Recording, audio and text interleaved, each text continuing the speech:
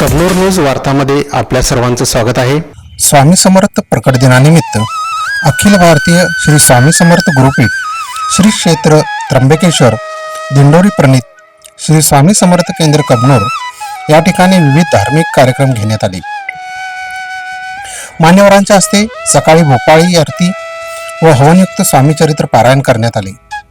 षोडशोपचारी पूजा करण्यात आली। स्वामी समर्थ प्रकट दिनानिमित्त मंदिरामध्ये आकर्षक अशी फुलाची सजावट व ग्रामरचना करण्यात आली होती।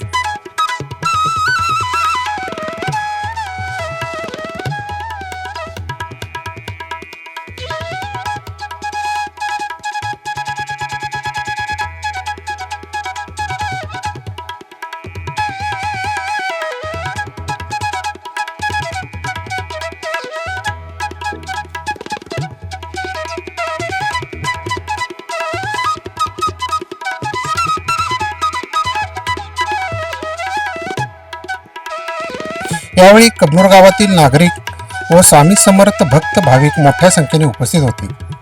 उपस्थित मान्यवर व भाविकांच्या वतीने नैवेद्य आरती व त्यानंतर मांदियाळी कार्यक्रम संपन्न झाला। महाप्रसादामध्ये असंख्य भाविकांनी लाभ घेतला। सायंकाळी आरतीनंतर स्वामी समर्थ प्रकट दिनाची सांगता करण्यात आली। लक्ष्मीनगर कबनूर येथे राष्ट्रीय बजरंग दल जिल्हा कार्याध्यक्ष श्री दत्ता पाटील यांच्या घरी श्री स्वामी समर्थ प्रकट दिनानिमित्त श्री स्वामी समर्थ दरबारामध्ये पाटील परिवार व भाविकांच्या हस्ते आरती करण्यात आली।